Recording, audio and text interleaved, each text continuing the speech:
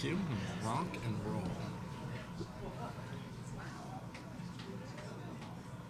Hello and welcome to the In the Money Media Tailor-Made Partnerships Medallion Racing Kentucky Derby Final Answers Show. I'm your host, Peter Thomas Fornatale, coming to you live from Malone's Prime right here in Lexington, Kentucky, one of my favorite places in the world. Want to welcome everybody in, especially those of you here in the room with us, but also the, if last year was any indication, tens of thousands watching at home. Always a pleasure to be able to bring these shows to you with a panel of guests like the one we have today. Program pretty simple. First part of the show, we're going to talk about the late pick 5 on Kentucky Oaks Day, saving a little extra time for the Oaks itself. Going to take a little break, come back with the late pick 5 for the Kentucky Derby, including a much longer conversation on the big one, the Run for the Roses, the one we've all been waiting for, the Kentucky Derby itself. Let's introduce the panel really quick. To my left, if you're in the room here, you heard him speaking already. This is a man, we're doing a lot more with him on the In the Money Media Network this year, and that's by popular demand, because he's been so good with us over the last few years. Always enjoy working from Medallion Racing Tailor-Made. He is Phillip Shelton. Phillip, how are things? Yeah, thanks, Pete. We're excited. Hopefully we can come up with some winners. That's the plan. That's the plan. And then on the far right, a woman who last year came in to Lexington on Derby Week just to do this show. That's pretty cool. This year, she's here just to do the show, and then she's going to hang around and do some stuff with a little network called NBC. Not too bad. You know her from the Santa Anita simulcast feed, from her own fantastic podcast, The Owner's Box. She is Michelle Yu. Michelle, what's up? What's going on, Pete? And to my immediate right, the man I typically describe as the usual co-host of the program, and that's what he's been doing lately for us. You know him from another little network called Fox, and he's been with me for, God, many, many years now. I like to joke that I plucked him from obscurity, and he has returned the favor by being a very able co-host over the years. He is Jonathon Kinchen. What's up, JK? Thank you. The only reason I came back is because there's really good bourbon here. Oh yeah, very good bourbon. Yeah. We see we're getting. Blanton's is hard to get, let me tell you. Yeah, we're getting into it already. Great bourbon selection here, fantastic place, and yeah, I'll second that idea about the food as well. Really tasty nibbles. Let's see if we can win enough money on Friday. We can come back here and really raid the bourbon list, get into some of the vintage stuff. We're going to start out talking about race number 7 on Friday. It's the Grade 2 Ali Sheba. I'm going to bring in Michelle Yu to get her thoughts on this one. We're going a mile and a 16th on the dirt at Churchill Downs.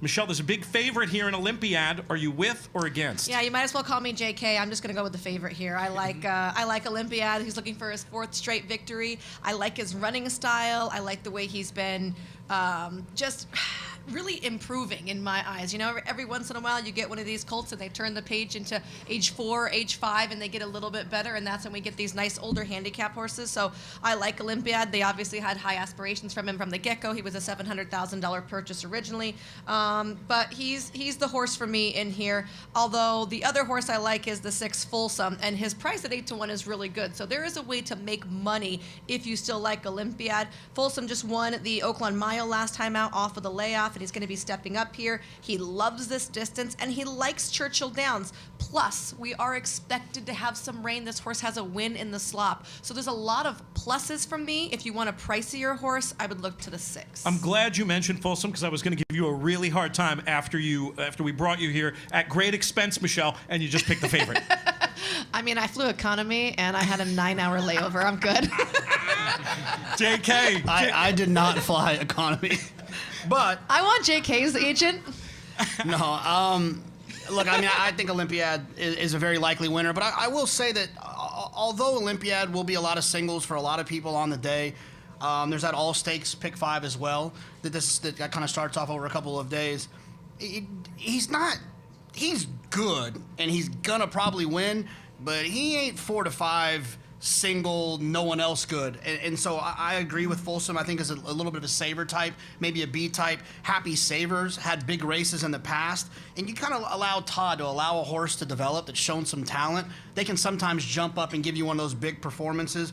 And then another horse that I thought ran extremely well last time was Weyburn. I wouldn't leave him off. I will play this race with Olympiad as a single A horse, but then I will use Weyburn, the 2, the 6 Folsom, the 7 Happy Saver as saver types. No pun intended.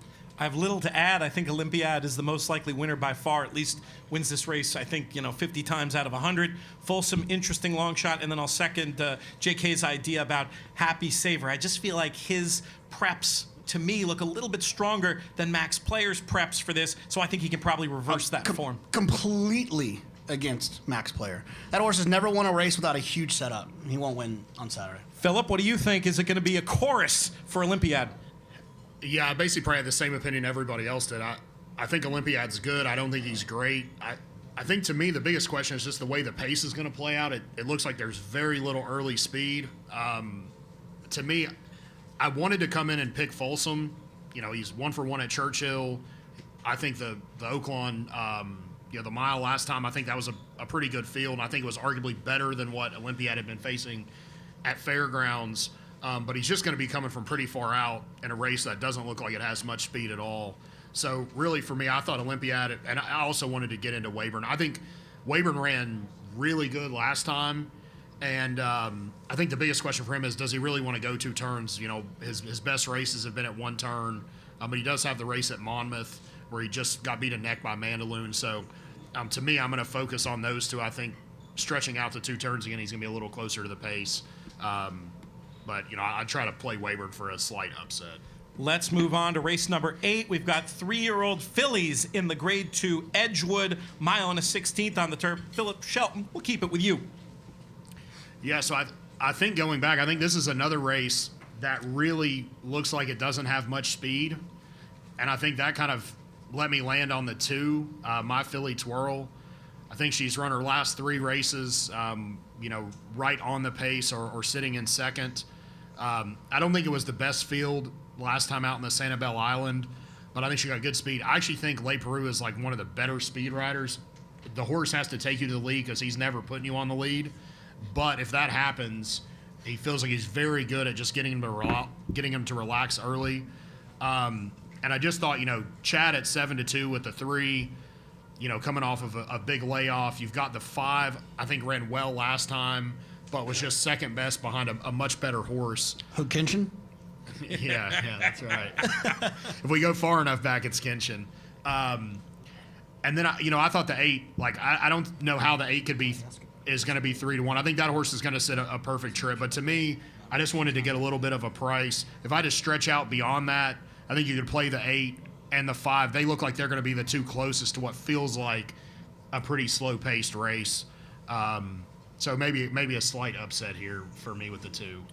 Clever idea. I'm definitely interested. I agree with you about the pace scenario. I ended up landing on Doce Zell, the 5 runner, who I thought was compromised last time against Spenderella, coming from off the pace and looking at these pace figures, which in a race that doesn't seem to have a ton of early foot, I was hoping she could maybe prove the best of the speed. But I was going to mention, she already came up, the filly Kinchen, who McCulloch beat. When was that? Was that last time out? No, it was 2. I would take it easy with the word beat. I ran second, she ran third. Yeah. The other way around. But did they run the first race together too? No. No, that was Sail By won the first race. They came back in the Miss Grillo. Yeah. I was just curious to know what the filly named after your father, how she's doing.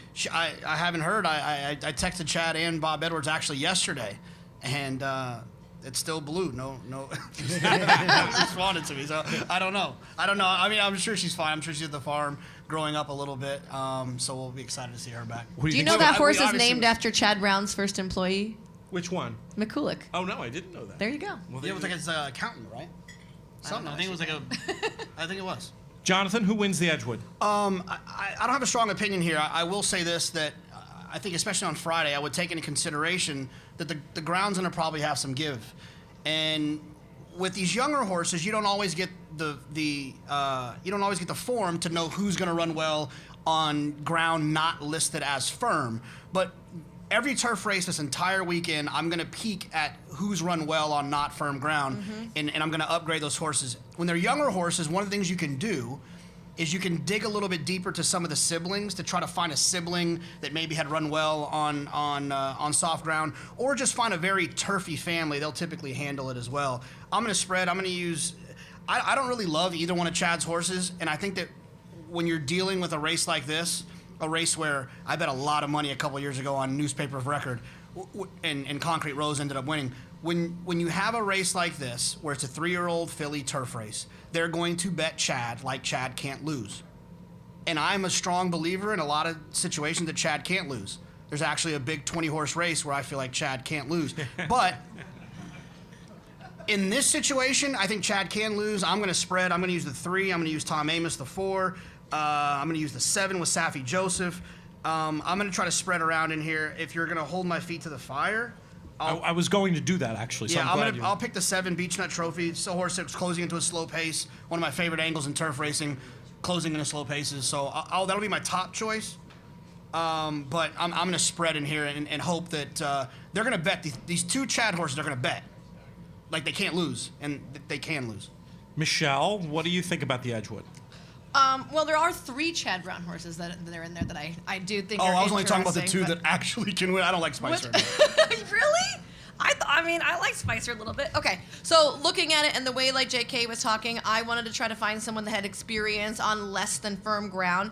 I also liked my Philly Twirl because I thought this horse going to the front, especially if it gets a little soggy out there, just going to be able to hold on. We know she wants to go this far, and she's shown that she's pretty determined when she wants to win. So I thought at 10-1, she was a really good back. I liked knee ships if the turf ends up being like we think it's going to be, because she had What'd you call it? soggy. No, what'd you call the Ford? Knee ships.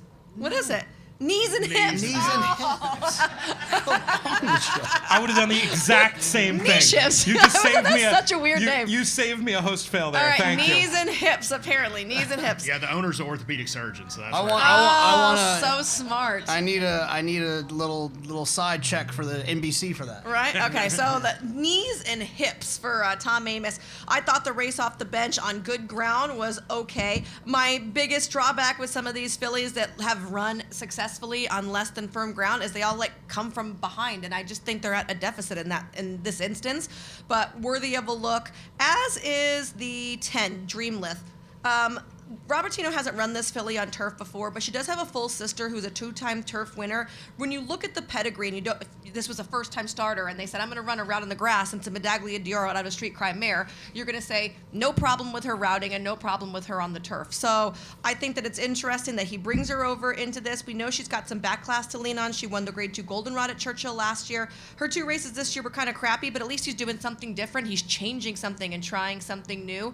So I think that she is... If you're spreading in here, I would just chuck her in if she looks good. I'd want to see her in the paddock, though. I agree with you, Michelle, about those 2 longer shots you mentioned. Knees and hips, I think is really... Knee ships. Knee ships, definitely... Joel needs to name a horse knee ships now. Definitely more interesting than the bare form suggests, I think, based on those trips. Should like the cut in the ground. And Dreamlith, I mean, an angle, we've talked about on the show over the years, JK, these horses that prove that they have the toughness to run on the dirt, but have the turf pedigree. That's Dreamlith, and doing a little bit of digging on Diodoro stats. I don't think of him as a turf trainer, but his turf numbers are just fine. So yeah. And the work 2 back was on the turf, so I'm sure it's Derby week. You could probably scour the internet and find that work to give yourself an idea of maybe how that went. I have no idea, but she did work on the turf 2 back, so maybe some clues there. Yeah, exactly. If they didn't like how the horse worked on the turf, they wouldn't be entering on the turf. Well, let's talk about race 9. The 8 bells, 3-year-old fillies, 7 furlongs on the dirt. JK, your turn to start.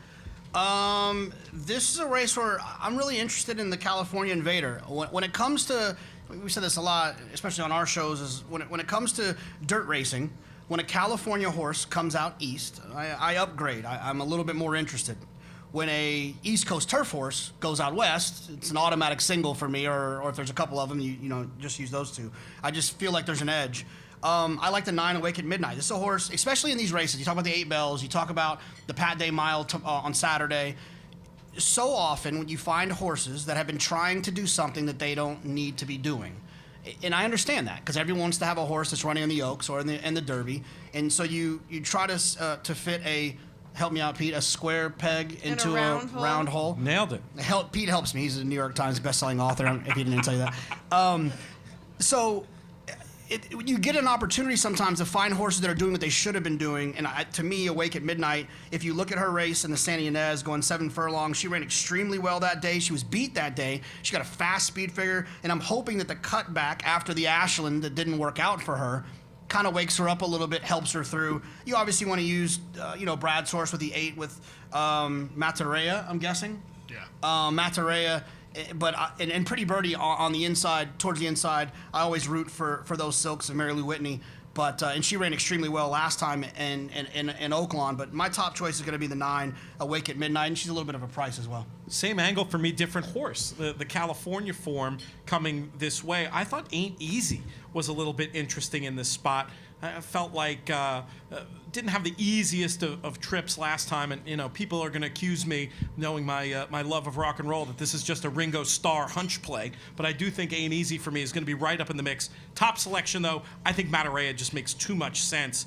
I think he's going to get the right kind of trip, clean, stalking, or right on the lead, and just looks headed back in the right direction, too sharp to ignore. And I'll give a little shout for number 3, Marissa's Lady. Been running on the synth, but look at those dirt figs from early in the career. I think if you build in some improvement for age from what she was running on the dirt back then, makes a lot of sense. Might need to change tactics, try to come from a little farther back. I'm going to mess around 8, 4, and 3 in here. Phillip, how about you? Yeah, I wish you would have came to me first, because I Awake at Midnight's definitely a horse I want to play. 2 dirt sprints, the horses ran second. The horse got loose on the lead, and she ran great. Won her debut sprinting. I think she's really interesting.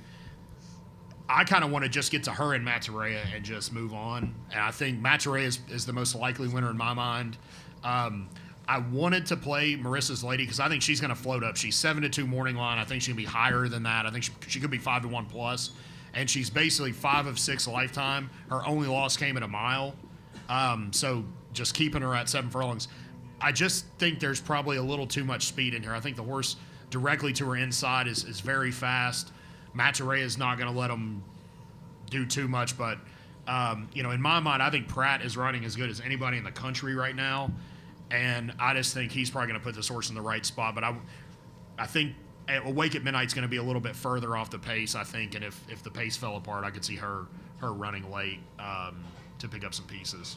Michelle, let's bring you in for this one. You've seen these California ones that we're talking about in the flesh. Do you think we might be on to something? So Matarea is my top pick in here, but I like Ain't Easy of the 2 California horses. I like the D'Amato horse because looking at her when she first debuted, I thought that she was really great. Watching her in the Chandelier, I was conflicted between her and Desert Dawn in that spot. The way she had actually won the Chandelier made me love her in the Breeders' Cup. She ended up not being able to run in the Breeders' Cup, but when she came back this year and she's been kind of middle of the road, I felt like a turn back was just going to be clutch for her. I love the fact that they opted for this. I think that the 7 furlongs is going to hit her square between the ears, and she's just I like watching her train. She's not like the prettiest filly, but like she just gets over ground really well. So I'm a big fan of Ain't Easy. But my second choice was actually the 6 Gerrymander for Chad Brown. She comes off a win last time out, and it was in November of last year, but it was at a 1-turn mile. So I think doing the 7 furlongs off the bench is going to be good. She was second on debut. She won next time out sprinting, and that was off the layoff as well. She ran second to Echo Zulu, who we all know how good she is, and then she beat Nest in that Tempted Stake. So even though we haven't seen her here, it looks to me on paper like she's been training really well. Chad's 27% off the layoff. You're going to get Rosario aboard. I thought if you're going to get this horse anywhere close to her 8-1 morning line, she was playable for me. Race number 10 is the Turf Sprint, 5.5, 3-year-olds and up. Michelle, let's leave it in your court to kick this one off. So I like the 10 in here, Arrest Me Red for Wesley Ward. 2 races back was the winner of a turf sprint over at Aqueduct. The 3rd place finisher that day did come out to win a Grade 2 at Santa Anita. Came off the layoff, maybe going a touch shorter than preferred, but I think that Arrest Me Red looks good in this particular spot. He's also run well on less than firm going, which obviously is important to me. But I want to chuck you out a price horse in here, and it's the 13. What Makes Sammy Run for Mark Glatt. This horse has been working lights out in the mornings at Santa Anita. Obviously, it's on the main track. We don't allow turf works over at Santa Anita, so don't hold that against him. You know, his last race was going a mile. I just think overall he's not as good at a mile. I think that the sprints are where he wants to be, as you see is evident by his 2 prior races before that, the Desert Code and the Allowance race. I just love the way he's coming into this. I think that it was very bold of Mark Glatt to bring him in off such an extended layoff and send him all the way out here to California, from California, knowing that it's going to be a big weekend. You're going to get a huge field when, you know, some of our fields at Santa Anita are a little bit smaller that he maybe could have tangled with off the bench. So I think that shows a lot of confidence from Mark Glatt, and he's no dummy about where he places horses. His work, that was the 103 and change. I did note on a couple of handicapper stuff, including the handicappers report, that they got him as faster than that time, so don't think that he's that slow. But that blowout, he was like this. I mean, could have easily gone like 34 flat. I mean, he looked so good in that. The old double handful for those who are just listening to the audio of this was this. Jonathan, years ago we talked about turf sprint handicapping on the show, and you said something that stuck with me and served me well ever since. You said you typically want the horse who you think is going to be the fastest, and you go with the horse with the best numbers, and then you go on with life. Is that your approach in this one? Well, I think a lot of times with turf sprints, people, you know, you look down and you see a lot of speed, and then you look, oh, this closer who's really good, they're going to get me home. And it's just hard, and they're so short. The races are so short, and there's, you know, they're trip dependent. They're wide. They get shuffle. All these things. So I always kind of upgrade horses that have early speed. I'm going to use the 1 on the rail Gregorian Chant. I don't love the draw, but I do like the fact that the 2 wins at Santa Anita, if you look a little bit deeper in the past performances, came on surfaces that were listed as not firm. I'm sure it was pretty darn firm out there, even though it was listed as good. But still, ran well enough. Will finish. Can run a little bit further. Has run well, going 6.5. Caravel, the 3, is a horse that I've just kind of always had a thing for. A lot of people tried to buy her after her Monmouth race last summer. Bobby Flay actually got her. It just never really worked out in Graham Motion's barn. She's a talented horse, and I'm excited to see her first time on the turf for Brad Cox. So I'm going to build a lot of things around Caravel. I'm a little bit disappointed that she hasn't run well on not firm. She's 0 for 3 on not firm, which kind of stinks because I just got done telling you how I feel about that. But I like the horse so much, I'm going to let them cancel each other out and just hope for the best. And then the last one I'll mention is Just Might. As another horse I want to be in love with, because like you said, this horse feels like the horse that's going to make the lead, feels like the horse that's on the outside that's going to clear. But then again, you're in that same predicament. Just Might is 0 for 6 on turf courses listed as not firm. So what do you do? Plus, look at this last race when he was outside in the Shakertown. I felt like he just wasn't fast enough to get over and clear. To be fair, nobody is as fast as Golden Pal. No one, that's the only. I completely agree. Not every horse can't go 20 and change. Yeah, I think the Golden Pal effect kind of jumped on him. You know, I think in these turf sprints, and obviously depending on what your other opinions are, you don't have to be a hero and single a horse here. Just use 2.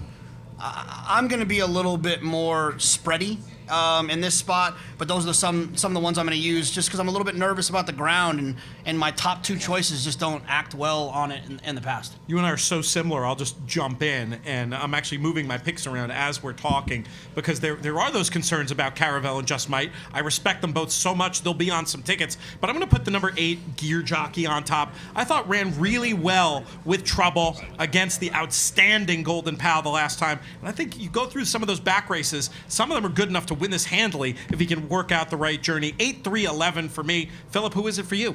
Yeah, I'm just going to they just set a reminder since the PPs are messed up. If just when you say your horse, go ahead and give the number too. Just in the room, that way everybody can grab. You know, coming into this race, I was like, I just want to love Gear Jockey as the top horse. He's done well on a less than firm turf course. And again, I didn't love his last race. Like, I almost ended up talking myself into Diamond Oops, who I bet he actually won this race 2 years ago.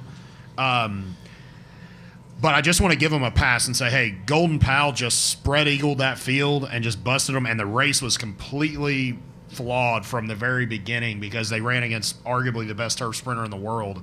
So I'm probably going to land on number 8, Gear Jockey. I was still somewhat interested in number 7, Diamond Oops. Like, I don't think this is the strongest version of this race ever. I think some of the previous versions were maybe a little better. And then I also wanted to be interested in the 1 Gregorian Chance owned by, one of my friends, Nick Casado, at Slam Dunk. And I think, again, that horse maybe doesn't have to be as far back. The races at Santa Anita normally have a little bit more early pace. They're coming down the hill. But again, has run well on a softer turf course. But I think top pick for me has to be Gear Jockey. I've followed him a lot. I've made good money betting him in the past, which normally I try not to get married to any horse. But I just feel like he could sit a really good trip, and he has run well on a less than firm turf course. We're going to do one more race. Wait, before- does anybody like the 4 chasing Artie, or is it just me a little bit? I think that's just you. Just too slow? Okay. Yeah, I think that's just you. Yeah, can't bet them all. Yeah. We're going to do one more race before our little intermission here. It's the big one on Friday, the Kentucky Oaks.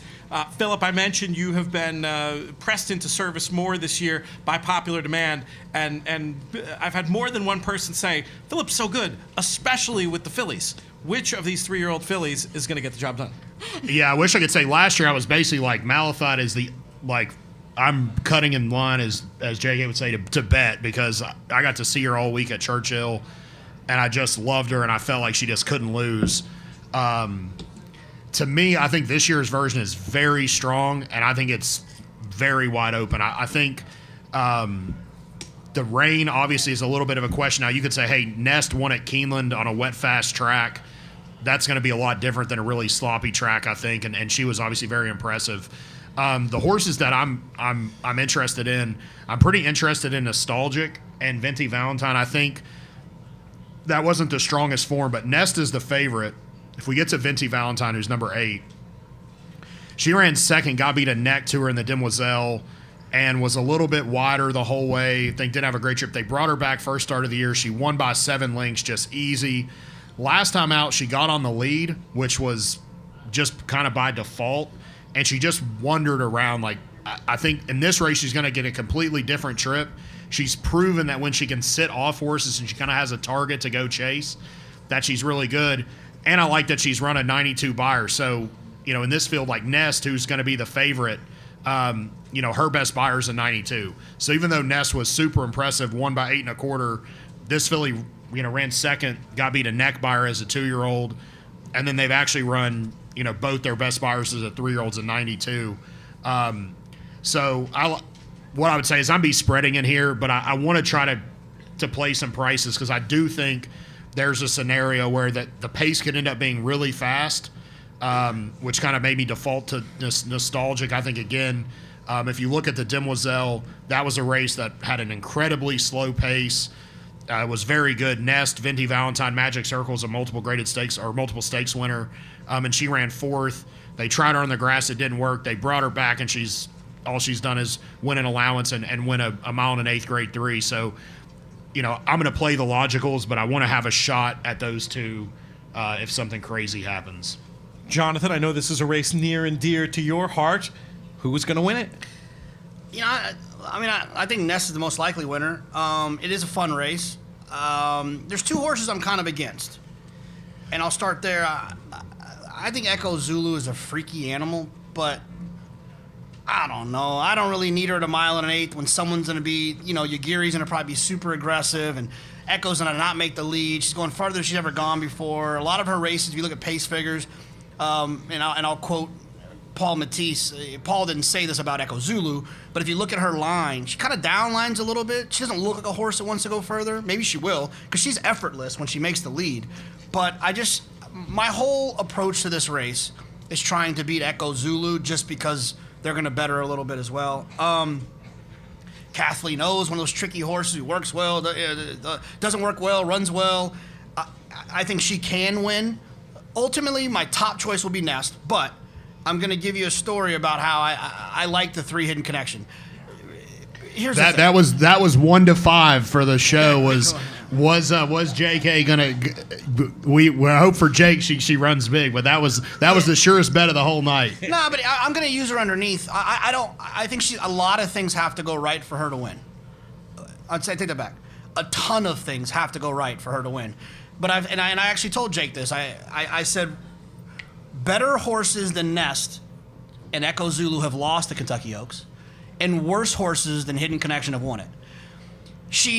I hated her ride 2-back off a break where Raylu was, I don't know, he was very aggressive and it didn't work out. And that was a weird race because the leader pulled up, so it was just... It was bizarre. Yeah, it was a and bizarre then race she in comes general. back and almost beats the champ and gallops out like a maniac. It's almost like she had more. Maybe earlier was a... I think she's going to run well because she's been banging heads with all those good horses. She's run well at Churchill before.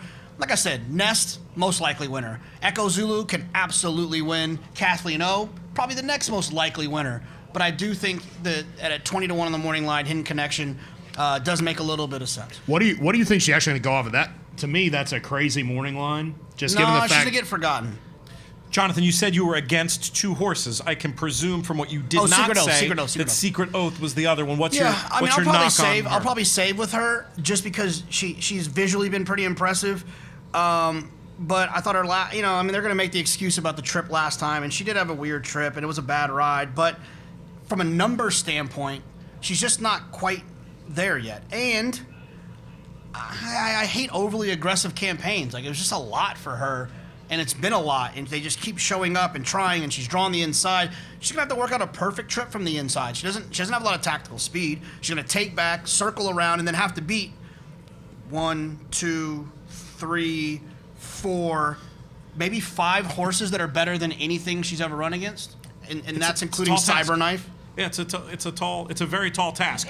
I will go next because it's funny because we have the same fundamental opinion of being against Echo Zulu and Secret Oath in this spot, but I think we're landing on it slightly different ways. I definitely love Kathleen O. I'm not really that worried about the fact that she's not a good workhorse because she wasn't a good workhorse before other big numbers she put up. I don't think she's downturning. We joked with Matt Bernier on the show early in the week that maybe she's just got a little bit of Allen Iverson in her.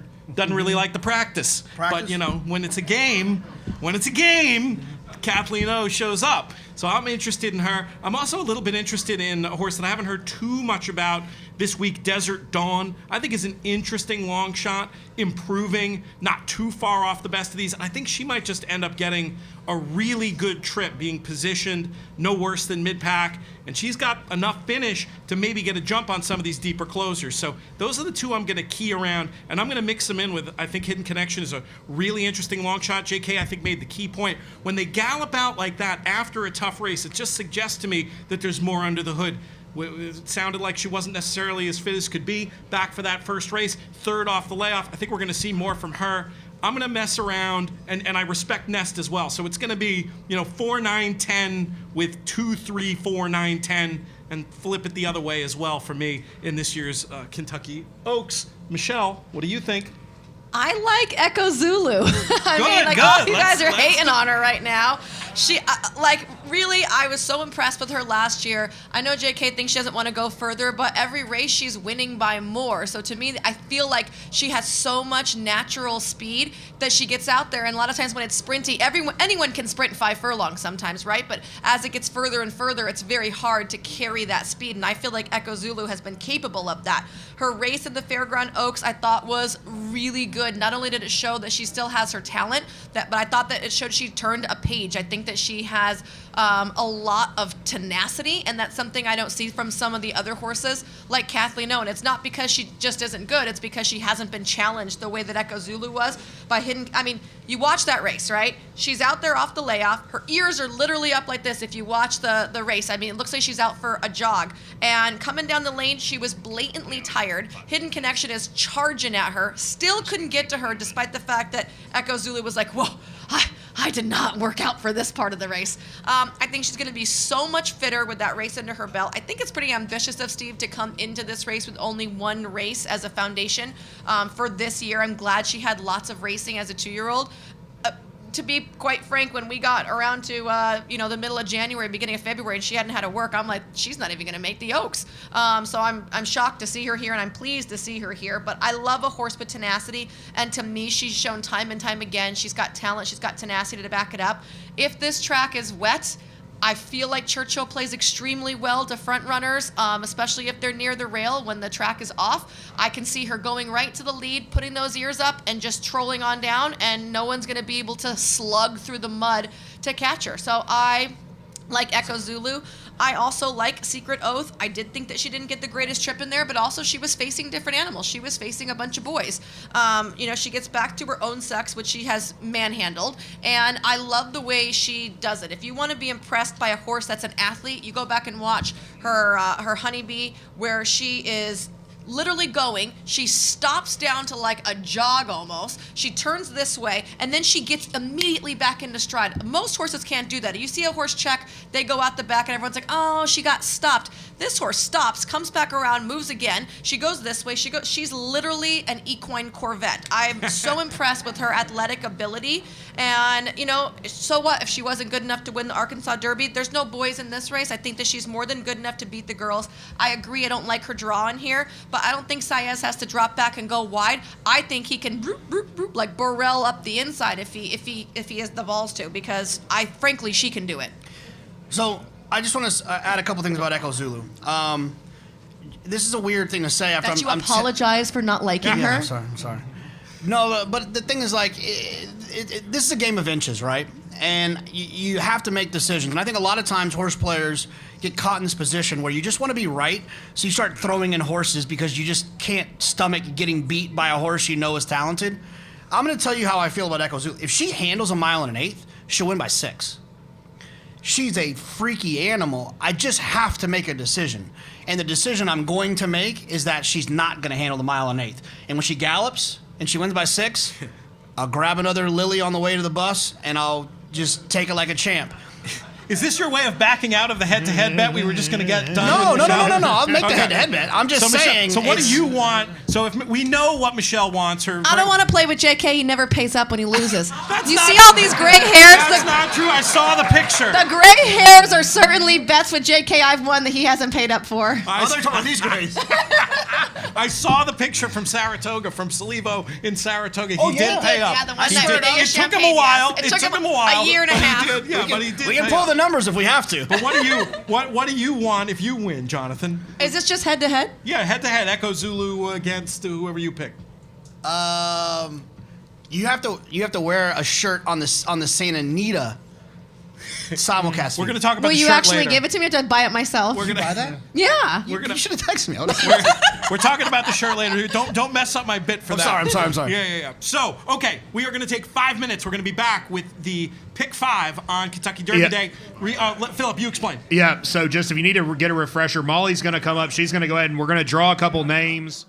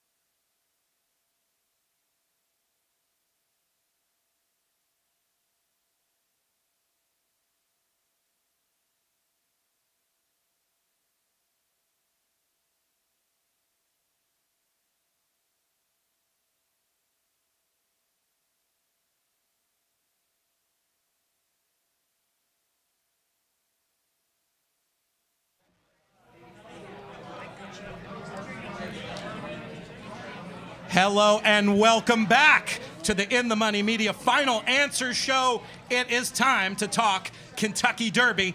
We still have some people making their way back to their seats, getting drinks, etc., etc. So you know what? Rather than dive right into the handicapping, that gives me a perfect chance to do something I've been wanting to do on the show all night long, and that's talk a little bit of fashion. Michelle. Wait, what, fashion? Fashion, yeah, fashion. Michelle, who are you wearing tonight? Is that a Versace blouse? What are we looking at? Yes, my blouse is actually by Kinchen for Old Smoke. I've been begging for a women's line, and they never come out with one.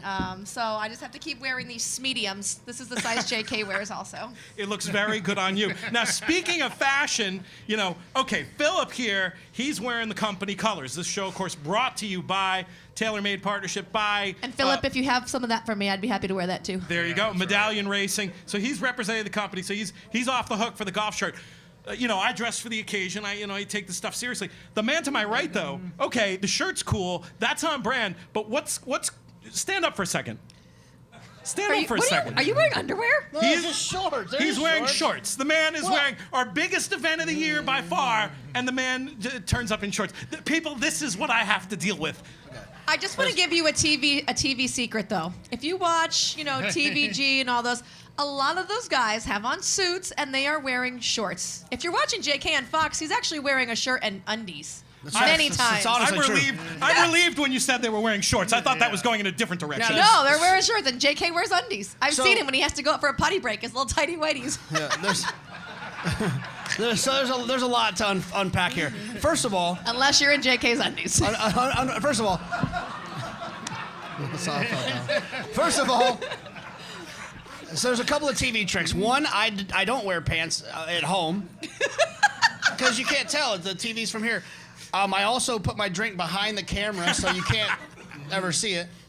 The second thing is I was going to wear jeans today.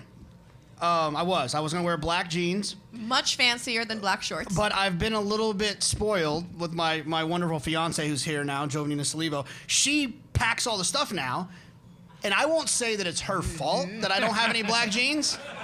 But do you not like black jeans? It's got her fault. You're wearing black jeans. You could try packing for yourself. Yeah. Whoa. Well, I'm all for women packing, but are you wearing his black jeans right now? Is that the problem? Yes. Yes. So now I have on shorts, but I'm happy to be here, and it's better than nothing. Thus concludes the fashion portion of the Final Answer Show. JK, wait. If I beat you in the Derby head-to-head, she wore like a blue pair of blue gold pants. I want you to wear those. I'll wear them. All right. I don't even know who you like in the Derby, but we're going head-to-head for the blue pants. You once refused to wear a romp him as part of a head-to-head bet with me. And then I saw you on the internet in photographs from South Beach a few months ago. We won't talk too much about that. Wearing a romp him. What happened? What changed? I wasn't in South Beach. I was in Las Vegas. Hey, what happens in Vegas stays in Vegas. All right.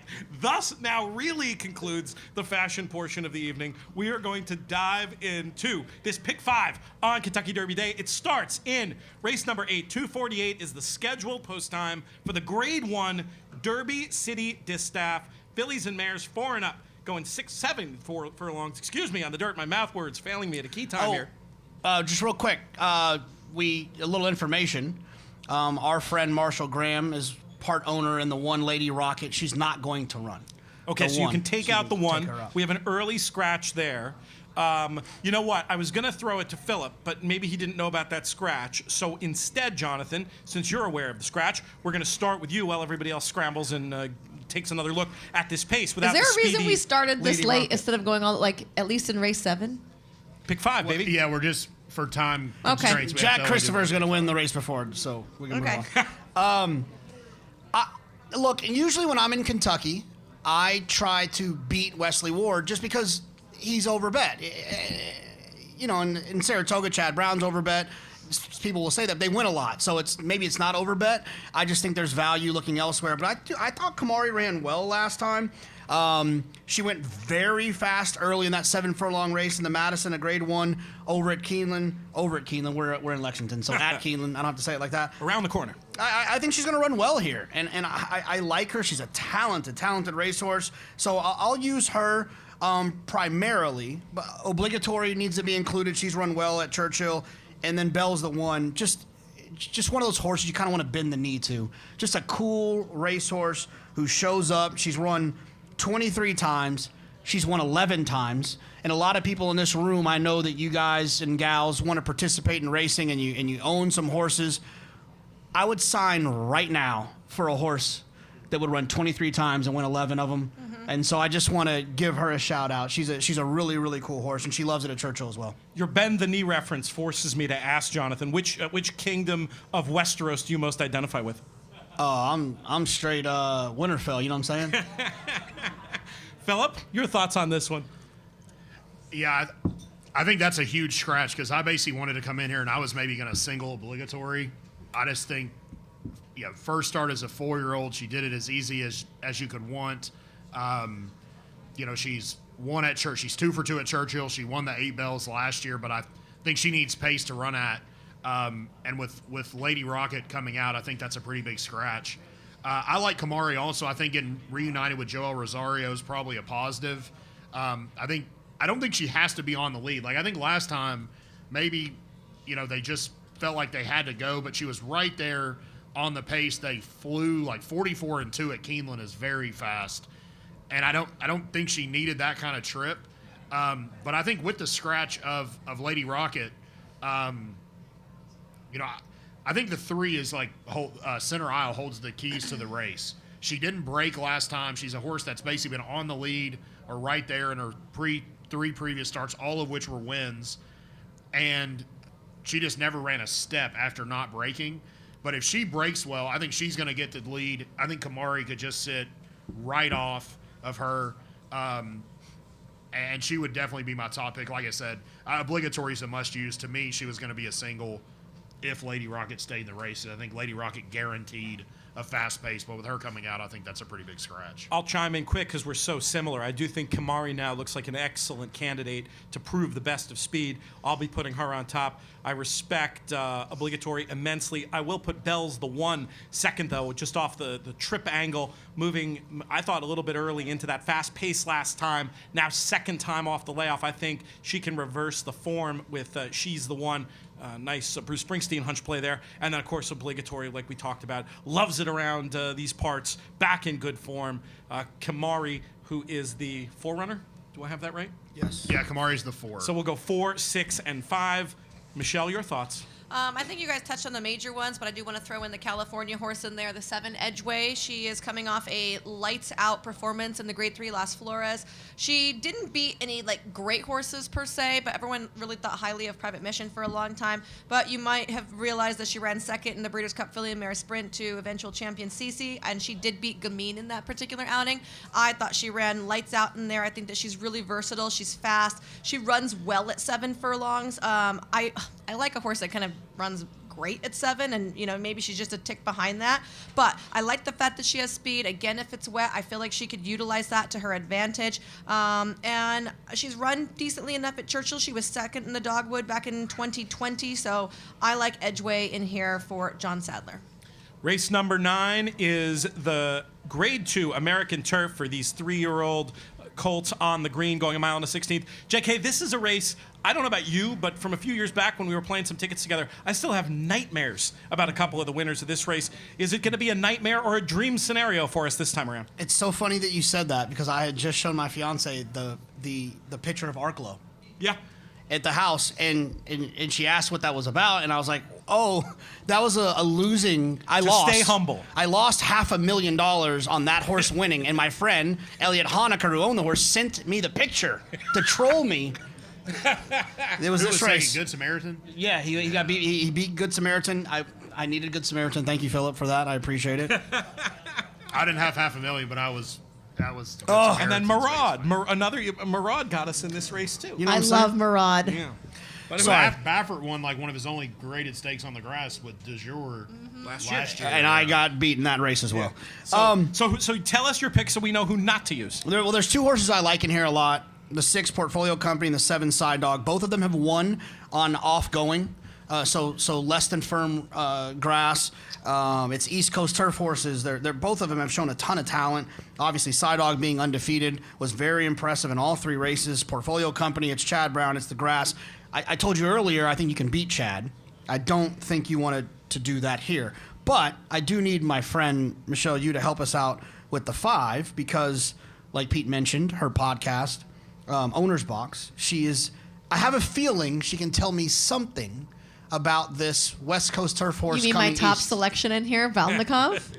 Oh, I didn't know That's that. the I really one. did not know that, but yes. So I'm going to use the 5, 6, and the 7, but I'll let Michelle tell you why. Yeah, Michelle, go on with it. I like Valnikov in here. His stateside debut, going a mile. I thought he ran really well. I know it looks like a very short field, and it was, but it actually had good talent level for the particular race that it was. The horse that beat him, Sumter, is a really nice Richard Mandela horse. And the horse that finished 3rd, Handy Dandy, has run 2nds and 3rds in several stakes, so he really suits at this level. I feel like they could have gone a little bit faster up front for him. Sumter kind of set the pace there, and then he just wasn't able to reel him in. But the kick this horse showed late on to go into relatively soft fractions, I thought was extremely impressive. Off of the bench like that, I think he can only leap forward. They're bringing him out here. You can see he's already run over soft ground, and he's been effective from that particular angle as well. I know Billy is looking forward to seeing Valnikov, and he is my top pick. There you go, Little Red Feather Racing, Michelle's co-host on the Owner's Box, for those not knowing what we were yapping about Hold there. on, just so you know, she's her co-host on the podcast. So her picking that horse like that makes me feel like she knows something that we don't know. I told you everything I know. That was a pretty good download. I don't think she holds back. I like Have you the met 2 her? also. I like the 2 main event for George Weaver. Really hasn't done anything wrong since coming onto the grass, so and should be a pace presence. I like that horse as well. I'm not going to single Valnikov, but he's my top pick. If you spend any time with Michelle, keeping secrets, that's not really your thing, is it, Michelle? That's so not nice. You're usually No one burying here us. is gonna tell me I a wanted secret to take now. a little punch back, that's all. If anyone wants to come tell me a secret, I won't tell Pete. I just meant you weren't holding anything back about the horse. Anyway. No. I don't keep any racing secrets close to the chest. There you go. I'm so similar to everything you guys have said. I'll just go real quick. I put Side Dog on top, the 7. Flow move up coming out of the last race for me. Second time layoff. Should get a setup. I'm with you on Portfolio Company, JK. I'm guessing this one comes back fully formed, and if you look at those figures running last year, project some improvement for age, and consider the trip. And then I think Valnikov off the late kick that we've seen there, 7.65 for me. Phillip, your thoughts? Yeah, I hate to be boring. I mean, I like Side Dog quite a bit. I thought last race was pretty impressive. There was no pace on, and he ran well. He also showed that with no pace, he could be a little bit closer. He doesn't have to just be all the way out. Graham his horses have been running really well recently, and I want to be pretty heavily weighted into him. I think I would only go stretch out to the 5 or the 6 as the two alternatives. I think there's a fair amount of speed in here. There could be, you got Main Event has some speed. Smoke and Tea has shown speed in the past, and you got the 2 horses to the outside. So I think there actually could be a little bit of pace, and I have Side Dog would be one of my stronger opinions of the weekend. And I just want to reiterate, I think when you look at these two races, the American Turf, which is the 3-year-old boys race, and the Edgewood, the 3-year-old girls race, the Phillies race, I think it's 2 separate situations. I have no idea in the other race. I'll probably be very, very upset because I'm going to be dead in everything. The 5, 6, or 7 don't win this race. Yeah. I would basically agree. I think in the other race, I picked a 10-1 shot. I think in here it feels like there's actually some separation from the top horses as opposed to a bunch of horses who are pretty similar. Which I think is important, and not to soapbox. I just think it's horse players always ask me when I see that what should I do? How do I just have a strong opinion and know what you don't know. If you don't have an opinion in a race, then spread. You don't have to be a hero. And so many people feel like you need to know who's going to win a race. There's so many races that I don't know who's going to win. And the next one's a great example. I don't know. I think 2 horses are the most likely winners, and I will bet according to that. But no one's going to, except for Pete, hold my feet to the fire to make me pick one. We'll pivot to this race, and we'll come back to the idea of betting strategy on big days at the end because we got a good question about it. But I will say this, JK, I just to not commit a host fail, I'll say you can spread or you can pass. I mean, that's one of the special things about horse racing and this game and why it's such a great gambling game. There's no ante. You can always just decide to play the pick 3 instead of the pick 5 and keep yourself out of trouble. But hey, if you don't like a favorite and you want to spread, that's also a valid approach. Yeah, someone I was bored in an Uber today, and I texted, asked me questions, and someone asked, I have a bankroll of however much money. Should I spread it out over all of the pick 5s? JK said, hell no. No. Find the sequence where you have the best opinion and bet your money there and just root in the other races. So often you feel like you have to bet every race. You don't. And thank God we don't have an ADW sponsor. You don't have to do that. That's right. No, they agree too. They want to keep you in action. All right, race 10, Grade 1 Churchill Downs. JK, you've already sort of tipped your hand about having a strong opinion in this race, and it gives me an opportunity to make fun of you because I do think we're going to have a very, very large favorite here in the form of number 3, Jackie's Warrior. And, as a student of past performances myself, I was going to say you were probably just going to single the horse and move on with life. Doesn't sound like that's your approach. What's it going to be? No, I'll be quick. I'm going to use 2 horses equally. I'm going to use the horse I thought was going to win the Breeders' Cup Sprint in Jackie's Warrior, and I'm going to use the horse that won the Breeders' Cup Sprint in Aloha West. I got second in the Breeders' Cup Betting Challenge. It would not have happened if it wasn't for Aloha West's photo. Nasty photo. Nasty. You would have won then if he had lost? No. I would have been done. I got second. I would have. Yeah, I would've went home with for nothing. those of you that were in the okay. betting syndicate last year, this horse helped us stay alive in the pick 6. But if Dr. Shivel would have won, we would have had a $2,500 double to Space Blues, and we had $2,000 to win. So Selfishly, I'm glad that didn't happen. I'm Yeah, sorry. it was dirty. It was dirty both ways. What I would have said at the time when I thought Dunbar Road won the distaff, together too? I was like, oh, we're in great shape because we're still alive. Still don't know how she didn't win that photo. Anyway, Phillip, who wins this one? Yeah, I mean, to me, I think this is a race. I have a stronger opinion, so I want to get alive to a couple horses, and it would be Jackie's Warrior, Reinvestment Risk, and Prevalence.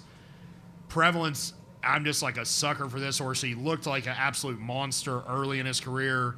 It just didn't work out. He was kind of a different animal, but I think they've kept him at 1 turn. His last 2 races have been very good. I don't ultimately know how good the field was in the Commonwealth. This is a significant step up. But he just feels like one of those horses that kind of figured out what he wants to do. As a 4-year-old, he's been a lot better now. Again, he has to improve, but I think he's capable of that. And I think he could end up getting a really good trip if these horses, if Reinvestment Risk says, hey, I can't let Jackie's Warrior get loose, they put some pressure. I think he could be sitting in that next flight just off of him. And I think that's something JK does a lot. He'll talk about the speed and then the best closer, which he's basically doing there. He's going to take Jackie's Warrior and Aloha West. But I think this horse is going to sit a really good trip. It's just going to be a question of if he's good enough. One of these races, I'll have a horse to talk about that nobody else has talked about. But it will not be this race. I think Jackie's Warrior is just going to get such a great setup. I'll be pressing him. I do think Prevalence is interesting. Just gotten really good, sharp, in form. I agree with Phillip. If something goes wrong with the top one, Prevalence is going to trip out beautifully. And if those two end up going hammer and tongs and ding-donging, it's JK's other horse, Aloha West, the BC Sprint winner, who clearly looks the best closer. Michelle, what do you think is going to happen in here? I like the 2 obvious horses. If I'm going to use one horse underneath, it's the 5 Reinvestment Risk for Chad Brown, coming off a runner-up effort in the Carter. I think he likes 7. He was behind Jackie's Warrior last year running, or 2 years ago running in 7. That was his second start off the break. We go 3rd start off the layoff, which is one of my favorite form angles, and I think he should sit a good trip, so I'm going to use him underneath.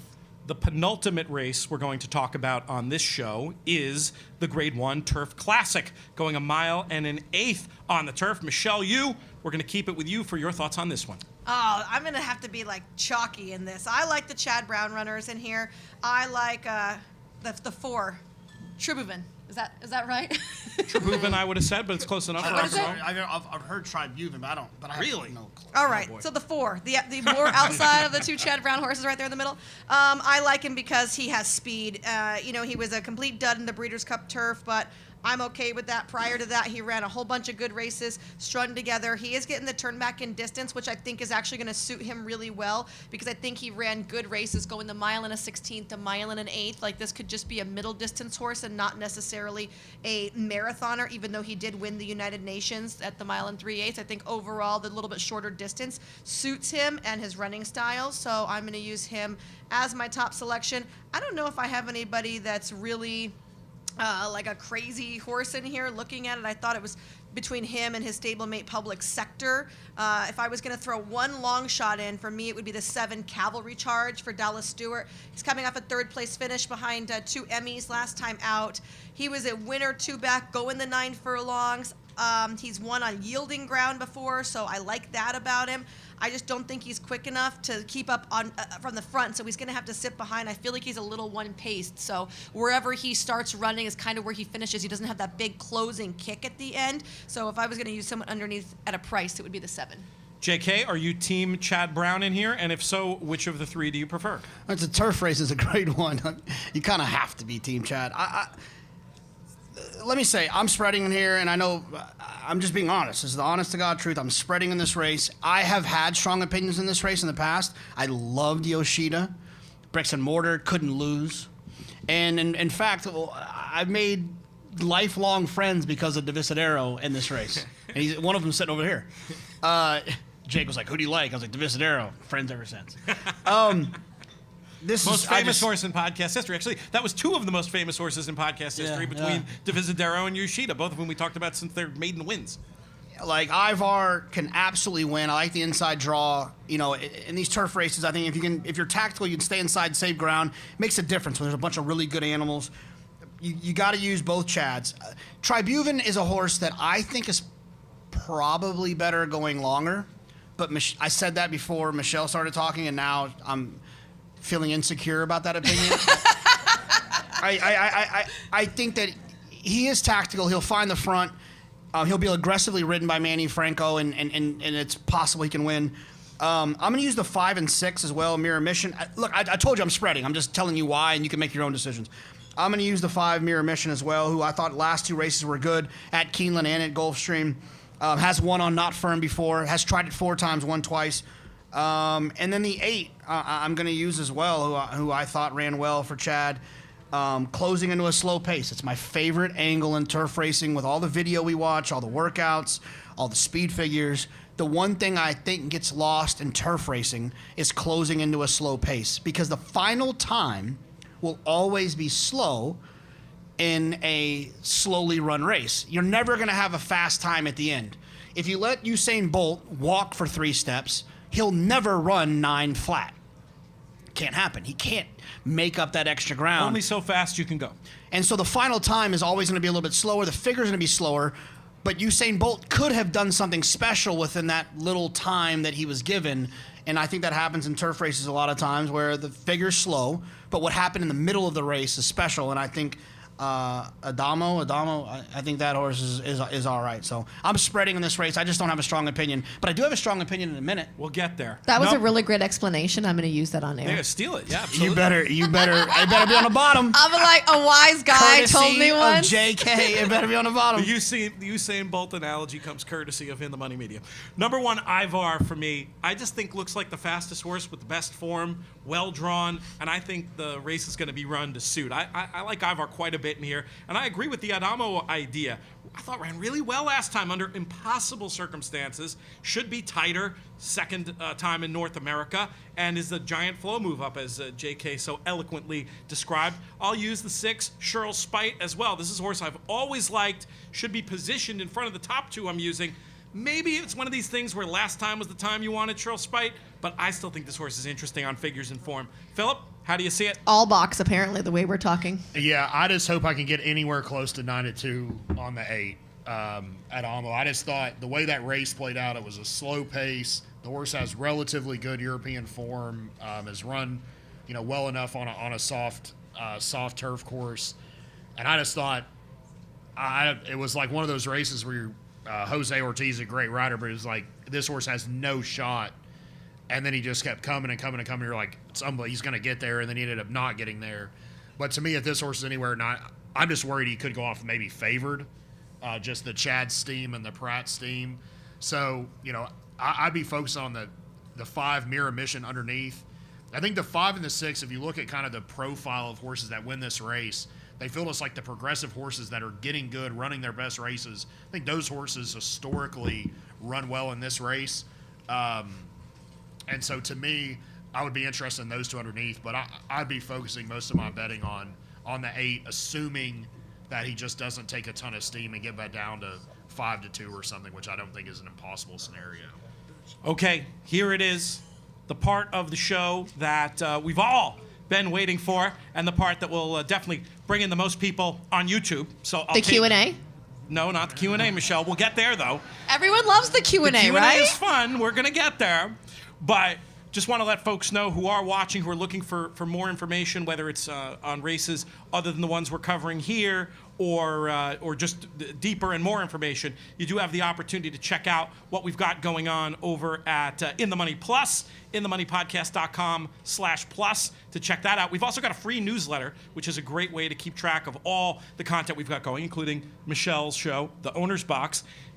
Sign up for that, inthemoneypodcast.com/email. Also, a little bit of housekeeping for people in the room, and I'm going to say this now so I don't forget. Just want to let everybody know that you can take a Derby or Oaks glass from the table when you leave here tonight. So don't But not sleep, both? Don't sleep on that. It says or. I assume it's and or. I'm taking both. Whatever's there, you can just share with the other guests. So here we go. We're going to talk about the Kentucky Derby. My thought on, and then we'll do a little Q&A at the end for Michelle's benefit. I think we just do this in a free-flowing way. I don't want it to be as rote as we go down and hit different horses, though Michelle has a great gimmick on Owner's Box with Billy Koch where they do go through and do a contender-pretender thing. We're not going to steal that gimmick. We're going to talk about this year's Kentucky Derby. I'm so excited for it. It's great to have a May Derby with fans back. Hopefully the horse first past the post will keep the race this year. Wouldn't that be nice? And that would be actually for the first time in 4 years that we have sort of a traditional Derby winner. Who's it going to be? That's what we're here to find out. And we're going to bring in, for his initial thoughts on the Kentucky Derby first, from our sponsors, our host today, Medallion Racing and TaylorMade, Phillip Shelton. Just, give us the top line. Yeah. Give us the top line. Who's going to win the Kentucky Derby? I think this is a great version of this race. I think you have a bunch of horses that have run fast enough numbers to win.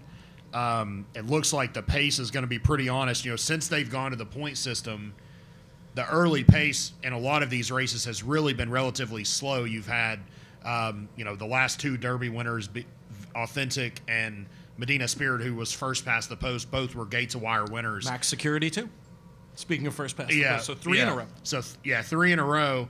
I don't think that's going to happen this year. I think selfishly we stand not this time. So if Epicenter, Bloodstock Investments actually owns the mother of simplification, so the home team picks. I have a couple of Derby futures to Epicenter. So if he, what I'd say is I have enough that I don't have to bet him on Saturday if he wins. An enviable position. I'm going to win plenty of money. I defaulted to Mo Donegal. I think a lot of people are like, do you worry about the one post? And I'd say absolutely not. The new gate, you're not breaking inside of the rail. All of the question marks about him are, is he going to get a clear trip? Is he 2-1 paced? All those things have zero to do with post 1. He's going to have to navigate a trip, whether he breaks in post 1 or post 8. He's going to have to prove he's not just a completely one-paced horse. The only thing you would say is, looking at some of his earlier races, he doesn't have to be dead last. And maybe with post 1, he's going to be further back than what you would like. But to me, he just feels like a horse that's going to love a mile and a quarter. He had no business, I thought, winning the Wood Memorial. Early voting just absolutely cleared. Zandon is probably going to be the favorite. I think we'll get to him in a minute. But they were head and head as a 2-year-old. And I just think his price is actually going to go up because of the rail draw. The one thing I would say, and I think we might get to this in a minute if some people down the panel like the favorite, I think one thing about the Derby is you're automatically going to get value. Now, you may not get it on the win end, but any other bet you make, there's significant value if you hit. So if you have a really strong opinion, you say, you know what, I think Epicenter can't lose, or I think Zandon can't lose, and you can key in on a couple of horses underneath, you're going to get a significant payout. So for me personally, I just don't love either one of those horses enough where I want to take something that's really short. And I like Mo Donegal enough to where I want to play. But I think I've been the victim sometimes of trying to create too much value in the Derby with a horse on top instead of just saying, hey, it's staring me in the eye that this horse is probably going to get loose. They might just be better than everybody else. How can I create value another way than on top? And the Derby is the best race all year to do that because you have 20 betting interests. So I think that's just something. If you really like Zandon or you really like Epicenter, you say, you know what, Mattress Mac bet Zandon. He's going to be 5-2. I don't really want 5-2. Well, you might look at the exact payouts, and you're going to get way more value if you hit that. So to me, I landed on Mo Donegal. I think as we get further, I can talk about other horses I like, but that would be my top Let's pick. do a tangent before I ask other picks about the rail and Mo Donegal specifically. Michelle, how much of a problem do you think the rail is for this horse? I don't think it's a problem at all. The rail is technically the shortest way around the track. So knowing that he's a come from behind horse, I think that he breaks wherever he wants to break, and then he ends up wherever he wants to end up. I think traditionally, if you go back and watch the race, the rail has not been a bad place to be. If your rider is bold enough to make the move on the rail, a hole will generally open up.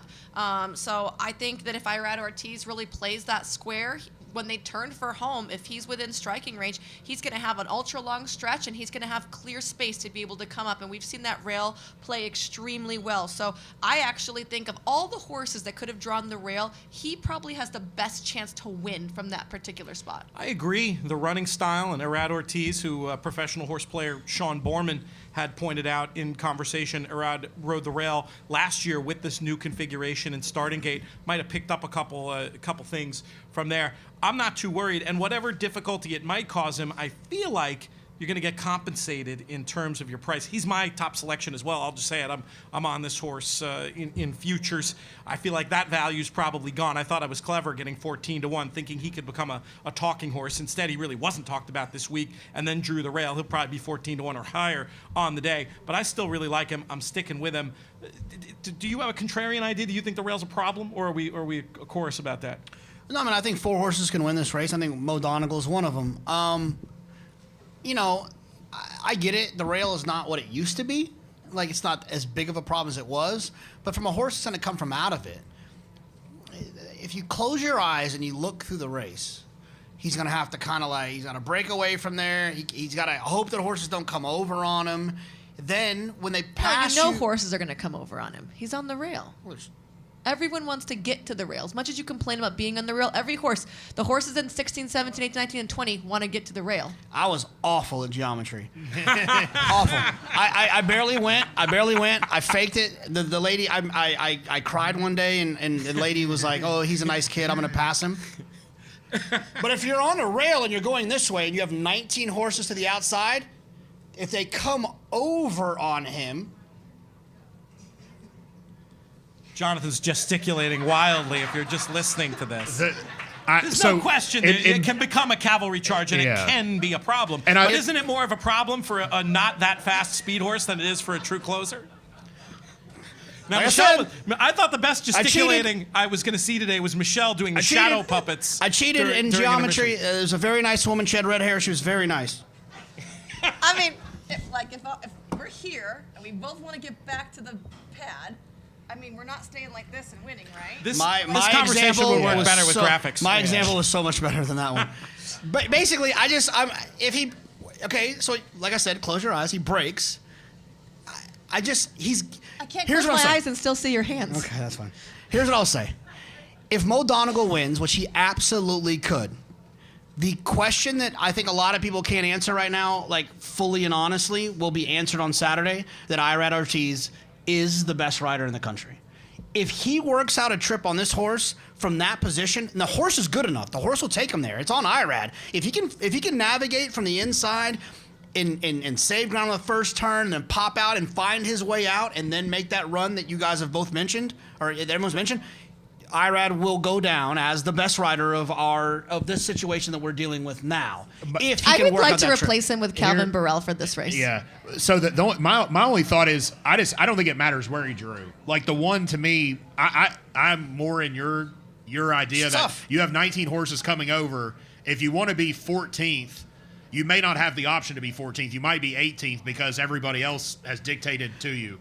I completely agree And with to you. be clear, if he was a tactical horse, then this problem that I've been illustrating is not a problem because he's getting, which we'll talk about, I'm sure when we get to Epicenter. Epicenter's basically in the same post, but Epicenter's tactical, so he can get his position moving forward, which Richie Migliore always says, get your position moving forward. Mo Donegal's going to just be slowly taking back, and then he's going to have a bunch of just shuffling and he's at the mercy of other horses. What I would say for me, Epicenter drawing in 3 is a lot worse than Mo Donegal drawing in 1. I tend to agree, and not many people are seeing it this way. Phillip, explain why you think that is. And I don't, because Epicenter can get himself out of that problem. Yeah, and he I'm on might. JK's team. We're drawing a line. He has enough. So what I would say is, I think he can still win. I would fall into JK's camp. I think there are like 4 horses or 5 horses potentially that can win the race. The rest of it is how does everyone else. At the end of the day, in a 20-horse field, you have to get incredibly lucky. I don't care who you are. Like, you have to have a lot of things break right. You could argue last year, that Brad's horse was the best horse in the race. He was the favorite. He ended up Essential Quality. I was drawing a blank. And, he really didn't have that many things go bad. He was just really 4 wide the whole way around. And the winner was Gates of Wire. He didn't break great. And he got just bumped wasn't a as little good bit. as Medina Spirit. But Medina His Spirit heart when was Gates not of as Wire, good. Mandaloon. Oh, stop bragging, Michelle. We all know you picked No. As a throwback, Michelle made the case for Medina Spirit. Said, "Here's exactly what's going to happen." We said, "Who do you pick?" She said, "Essential Quality." So she didn't pick Medina Spirit. She gave us why he can win. I was going to let her have that one, but that's the point why I think it's tricky for him. I just think that's a little bit. It's not a death knell to his chances, but I think it forces his hand. So I think if he breaks slowly, to play on what JK said earlier. Really, the key factor is how you draw in relation to the other speed horses. Epicenter has a lot of early speed. He's drawn directly inside of the horse that could be on the early pace. So in my mind, he doesn't have as many options as he could have otherwise. Now, he has enough speed. Do you let that horse clear and then try to see where you are? Do you just try to send it? I mean, if you have any speed, you have to be aggressive early in the Derby. You can't just hold and see what happens. Yeah, So, I mean, Joe, if do you think he has to go to the lead, JK, or No, do you think he can? no, but No, Joe's but out he's of got there to. and He's flop got to be outside. smart. It's a long run. Yeah. Now, I will say this. I think Joel is outstanding. But if I could pick a top rider that would take this horse back, it might be Joel. It would be the dumbest thing he's ever done. You have to get your position moving forward, see what happens. But if Joel just kind of flops out of there, finds himself 14th early, Epicenter has no chance. Zero chance. I worry with Summer is tomorrow to the outside, like Phillip said, and then a bunch of horses on the outside who have to gun, that he has no choice but to hammer and tongs it. And maybe you think that's a good thing. No, but because it's 20 horses and it's a long run to the first turn, it all sorts itself out. If you just pop away from there, and I've never sat on horseback except for one time in the Bahamas, and it was horrible. Point of Vallarta. We've talked about this on the show before. That was a good one. The last time we went, it was horrible. If you just pop away from there and get your position moving forward, it'll all unfold. Taiba might go, and then Summers tomorrow doesn't break, and next thing you know, Epicenter's sitting right outside second. It can all unfold, but you got to. Yeah. If he takes back, he's in trouble. I completely agree with that. I think think he has to be top 5 early just with the inside draw. I think a lot of riders will think, we'll play the break, and you'll hear trainers say that in interviews, we'll play the break. I think in this case, you're right, that Joel needs to be committed to the send to go. It's like when you're playing Gallop Racer, not you, because you suck at when I play against you, but everybody else that plays Gallop Racer, you want to hit the little button right in the middle, and you gun out of the gate, even if you have a come from behind horse. You establish your position. And then if Summers tomorrow's outside of you, but you're already here, then he either has to use extra to get around you, or he's got to check and go behind you. Now, once he's out in his established position, and everyone's finding their spot, that's when you can be like, okay, buddy, easy up. But I think that Joel has to be committed to the send from the go. Michelle, who wins the Kentucky Derby? Epicenter, sired by Not This Time, standing at TaylorMade. Love it.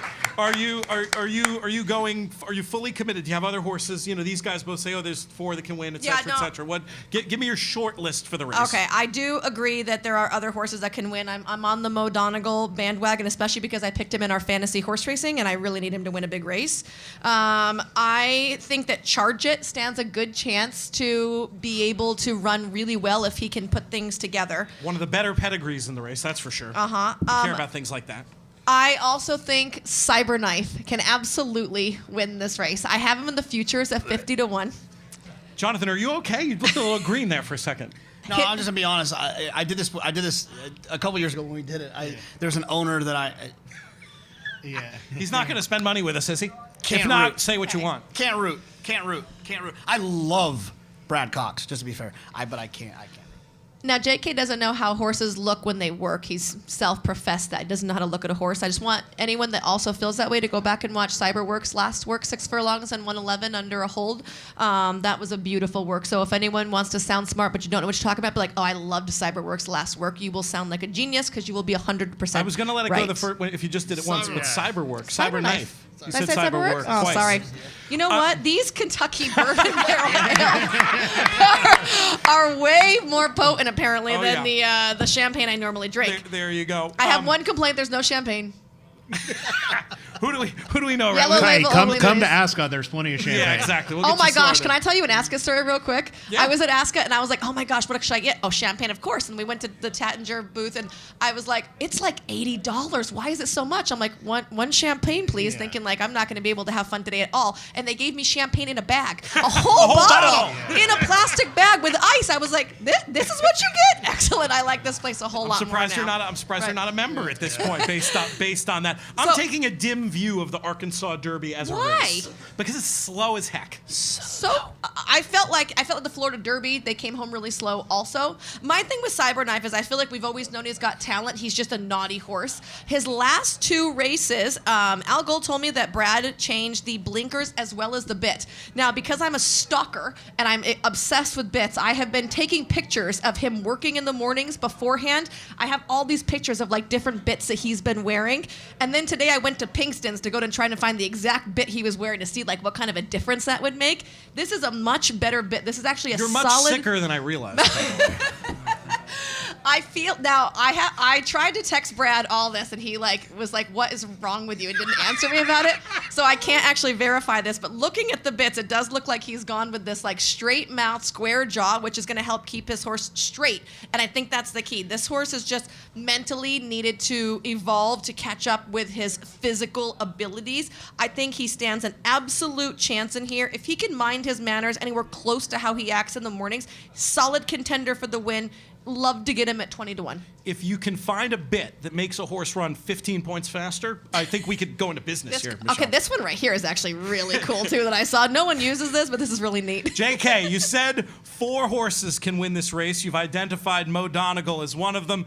Who are the other 3, and why is your top pick Zandon? Yeah, Epicenter can win, and I also think Tyba can win too. I mean, I don't care about all the stats.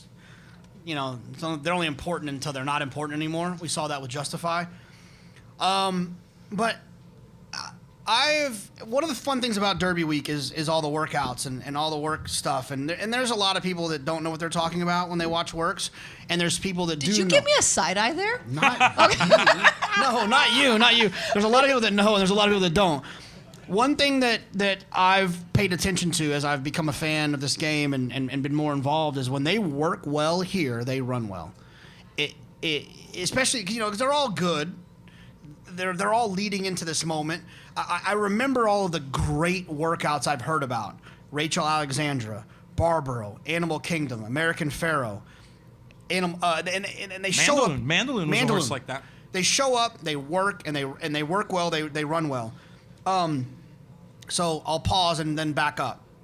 The morning of October 9th, and I haven't said this story to anywhere, and I don't think Chad will be upset, but the morning of October 9th, I was riding to the racetrack. I was working at Belmont that day, and I was riding to the racetrack with Chad. I was lucky. I was like, yeah, I need a ride. I wrote, and we were in the car, and I said, hey. Tell the truth. You were a Uber driver. Exactly. I said, hey, you like your horse in the 4th? He said, the horse is really talented, but I'm not 100% sure yet. That day, Zandon got stuck on the inside, in behind horses, and ate a ton of dirt, and then went on to win. And then the horse worked after that, and Chad said, "This is my Derby horse." As soon as he told me that, I called everyone I know with a 702 area code. If you don't know what that is, then you don't gamble very much. Viva! Las Vegas. And I got Zandon at 100-1.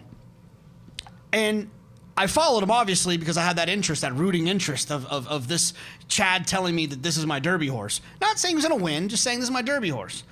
And so then he lost to O'Donegal in a race where he probably should have been put up. There was interference in that race and whatever. I like O'Donegal too, so I'm not... I just, you obviously kind of hype yourself up about the horse. But now I have the comfort of hearing how well the horse is working.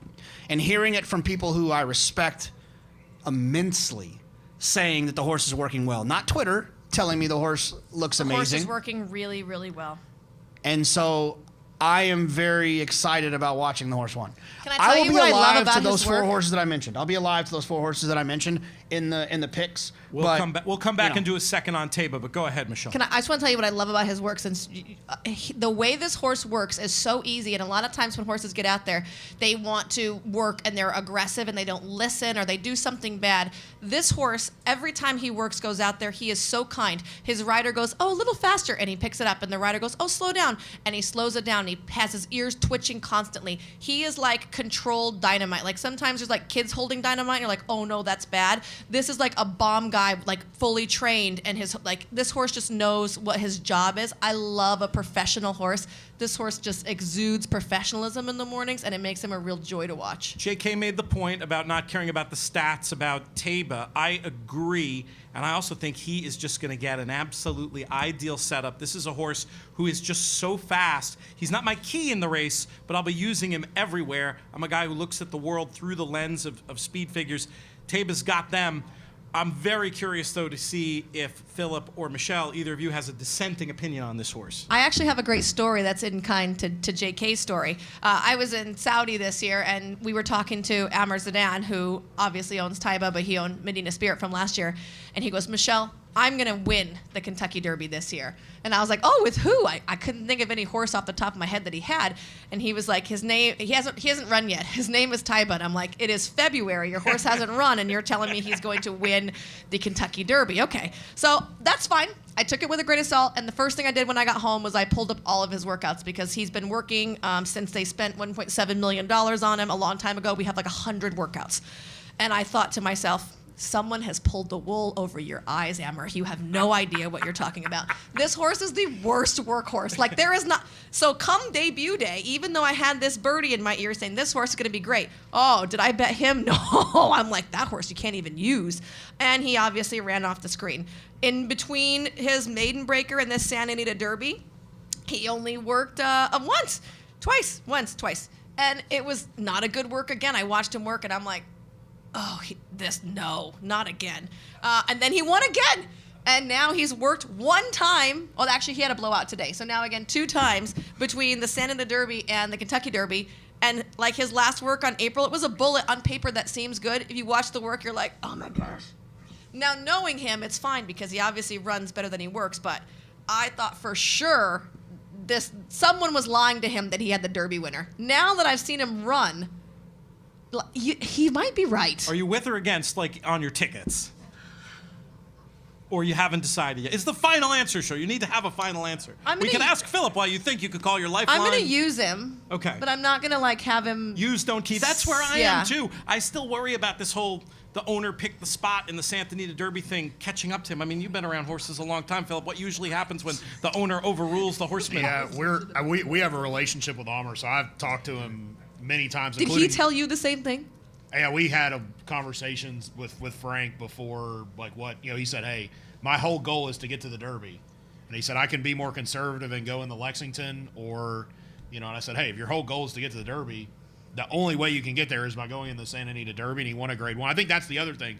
When you have these colts, if you can win a Grade 1, he's already worth so much. You're a stallion, so there's significant upside, not only making the Derby, but you have to use them. I think Matt Bernier had done some research on horses that had run multiple triple-digit buyers going into the Derby. and the statistics for horses hitting the board was like overwhelming. I would agree with you. I think he could end up getting a really good trip. I think it was really nice. His first start around 2 turns showed he doesn't need the lead. The back of my mind, I'm just like, this is such a huge ask. But so was last time, because it looked like Forbidden Kingdom and Messier were 2 of the top contenders for the Derby. Forbidden Kingdom didn't work. I actually think Messier is very interesting in here too. I think he could end up tripping out. So in my mind, I think you have to use him because on talent, he's as good as anything in the race. But to me, it's going to be Mo Donegal, Zandon, Epicenter, Messier, and Tyba, and I'm going to play through those 5. I'm going to focus my betting on Mo Donegal and probably Zandon just because of the pace. I think I'll make one more point, and then I'll turn it back to you. No, you actually answered my next question. You're helping me out here. I think one thing that's really interesting, if you compare like Zandon and Mo Donegal, because they're both, this year at least, have been closers. The one thing that makes me really nervous about Zandon is that he's not a good gate horse. And he could also not, if he doesn't break, then he could be way further back. The one thing I think that's different about Zandon and Mo Donegal, Mo Donegal has to get in the clear, right? He's like this grinder, like he's just eating up ground. Zandon has a turn of foot. They're like a different kind of closer. Like Zandon actually wasn't that far back in the bluegrass. He just didn't get a hole. He got shuffled back, and then it felt like in a 16th of a mile he opened up. And I don't know that he also has to be that far back. As a 2-year-old, he wasn't as far back early. He just makes me nervous. Like I would have made him my top pick, knowing I'm taking a short price.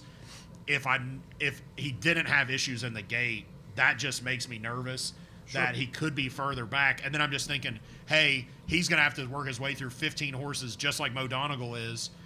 I think they're somewhat similar, except Mo Donegal is going to be 5 times the price as Zandon. That's the only caveat I would say. Fold this into your final answer, JK. I'm going to holding feet to the file either for a play or a top 3 or do it. No, Phillip's point is interesting. Like they are both closers, but I think based on the draw, if you do that thing that hasn't worked so far when I try to say it, but close your eyes and you look at the first run of the first turn, or the run of the first turn. I think Mo Donegal is going to have to navigate 15 horses. I think Zandon's going to have to navigate 9. But give up a bunch of ground.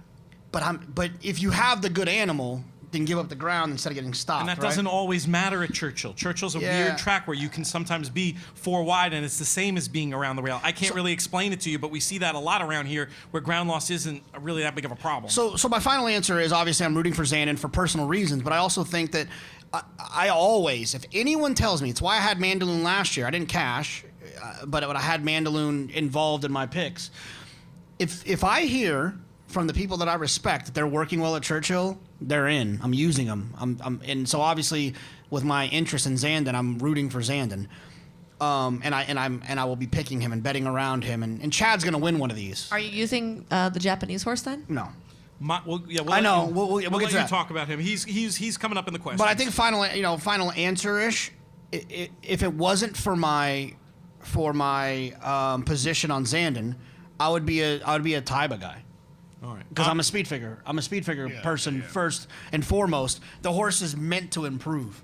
If I made you pick a top 3. Oh, Zandon, Tyba. Epicenter by Not This Time, standing at TaylorMade? Yeah, Epicenter. Probably Epicenter, honestly. But I'm not. No feet to the fire. I need Mo Donegal too. There you go. For me, Mo Donegal and Zandon, they're the keys. I'm going to mix it in. I'm just going to give numbers for the sake of time. Then we'll let you expound a little bit, Michelle. And then we've got like 4 minutes questions, and then we're out of here. For me, it's 110 with 3, 5, 6, 8, 10, 12, 13 in this year's Kentucky Derby. I'll flip that as well. 3, 5, 6, 8, 10, 12, 13 with 110. Michelle, give us your final answer, your overview of your either a play or your top 3 in the Derby. Go to don't worry. JK first. I have to pull it up because it's all the numbers. He did it. He did it. He did it Phillip already. then. He did it too. That's what We're JK waiting on said. you, but that's okay. I Well, I already gave my top picks. I'm very good at filibustering. I just wanted your like overview of numbers. So Final answer. my Derby, I'm doing 1, 3, 10, 15, 16 over 1, 3. All right, that works. That definitely works. We have a few questions. One of them is about this Japanese invader, Crown Pride, who's gotten so much attention this week. Michelle, you brought him up, so I'll throw this one to you. The Japanese have had such an amazing run of success internationally in horse racing. I think we can all agree. as many great accomplishments as they've had, I don't feel like any of them would be as amazing as if they come here and successfully plunder America's most famous race. Does Crown Pride have a shot, Michelle? I was kind of down on Crown Pride. I was not overly impressed by this UAE Derby. No horse has come out of the UAE Derby to win the Kentucky Derby. It was a deep track that day. He looked laborious in it. I just wasn't a big fan. I didn't know how he was going to handle the track over here, because when they train in Japan, they train over so many different surfaces, but none of them is like Churchill, which is a little bit firmer and a little bit quicker. And so I thought that his particular training suited the UAE Derby really well. Now, he's come over here, and after a little mental snafu where he hung a left at the starting gate one morning, he's actually been training really well. His gallops are really spirited. His last works were great. He had a work on April 27th that was 46 and change effortlessly. He actually worked again this morning, another half mile in 46 and change, and Christophe Lemaire was aboard, and you could see he was just sitting chilling, not asking this horse. This horse wanted to do as much as he did. He probably would have done more. I love the fact that he ran twice at 2, going 9 furlongs, and was a winner. If I narrowed my eyes to this horse 3 weeks ago, I would have told you he could come in last. And now watching him work, he's kind of growing on me. I don't think that he could win, but I think if you're playing supers, he can certainly fill a spot. Hard to argue with that. Next question that came in, and this one I'm going to let everybody answer. One, and we're going to keep it to one here. One interesting long shot to mix in. Phillip, we'll start with you. I think simplification is interesting. I'm going to go to a similar theory that I had with Vinci Valentine. I think this horse is just better from off the pace. He won the Fountain of Youth. It was a weird race, but I think he also has a little bit of a turn of foot. Last time he did all the dirty work. He moved early when Classic Causeway just unexpectedly backed out. He took pressure every step, and he really fought on pretty well. White Abario and Charge It just kind of took advantage of that scenario. I think he's going to be sitting in probably mid-pack. The biggest question I have is I don't know if he wants to get a mile and a quarter. He's got a really deep female family that says he probably could get the mile and a quarter. He's just a horse. I think he's going to be a big price, and he's going to get a way different trip than what he got in the Florida Derby. In general, I'd probably be against most of the Florida horses, but I just think he could end up tripping out where, again, I do think there's going to be a fair amount of speed. So I think when you're looking underneath third and fourth, what I would tell you, it's hard for me to make a case if you wanted to bet a super and you wanted to throw somebody in fourth. I just say good. You don't even have to tell me what the horse it is, because I just think that's the way the Derby runs historically. So in my mind, he's a horse I think that could get underneath, and if I wanted to really play Mo Donegal and key him around horses, he would be one I'd add on top of the main contenders. Everybody's got stories about talking to horsemen and about their horses in this year's Derby. I got one too. I do agree with you that simplification's interesting, and honestly, I might have talked about him had you not. But instead, I'll talk just a little bit more about Charge It, who, as we talked about before, might have the best pedigree of any horse in this race, being by superstar Sire Tappet, who's won just about every race in America outside of the Kentucky Derby and comes from a really strong female family as well. My personal story is just having Todd Pletcher on our Gulfstream Park Players podcast before Charge It ever ran. And, he didn't come out and say, this is my Derby horse, but he just spoke about him in such glowing terms that he was very much on the radar for this race. I just think he is better than he showed the last day when he didn't break and showed a lot of toughness and obviously was very green in the lane. But, these Tappets, they have a reputation for getting better with time and distance. Charge It gets both today from Todd Pletcher, 20-1 plus. That's an interesting long shot to me. Give me an interesting long shot, JK. Yeah, well, you stole my interesting long shot. So he stole mine. I stole yours. No, you can steal hers. No, I do. Same things. I agree. Charge It for sure. But the other one I was going to talk about, I probably wouldn't have got to, so it probably works out as the 19 Zozos. I don't have the stat because I've kind of gotten over yelling stats at people. I don't know. Well, 17 out of the last. You don't care. Horses that make the lead at the 8 pole in the Kentucky Derby win the race a lot or run well. Yeah. And I think Zozos is going to be very close has a chance to be very close at the 8th pole. So at 20-1 on the morning line, those will probably drift up. I love the outside draw for a horse with his style. He'll stay clear. He's not going to have any trouble. He'll just be out there. He might be 4 wide, but he doesn't have to be 4 wide. Just kind of gallop around there and run 4th and blow up your super. I don't think this is, for me, this is not a super race because there's no standouts. It's a lot of, even the underneath horses, when I started to kind of go through it, are all the same horses. Mm-hmm. Simplification is the exact same horse as Tawny Port, who's the exact same horse as Pioneer Medina, who's the same horse as Crown Pride. There's Messier, and they're all the same to me, so I won't be playing the Super this year. I mean, I would encourage you to do it if you have an opinion. I'm not going to, but for me, I do think that Zozos is interesting with that draw. We've got just 2 minutes left. One of them I need to do the thank yous and the credits. The other goes to Michelle for her interesting long shot. Cyberknife.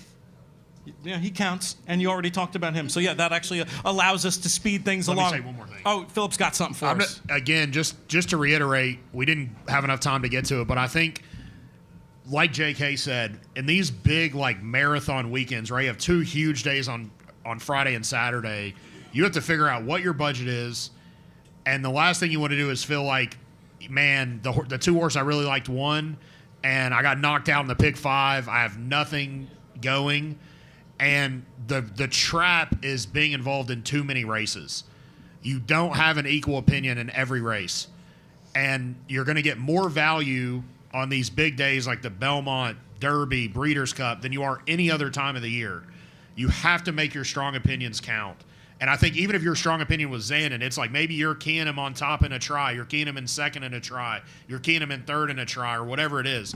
But figure out who you like and then base your whole gambling weekend around them, because this type of pool size and handle and payouts, it happens 4 times a year.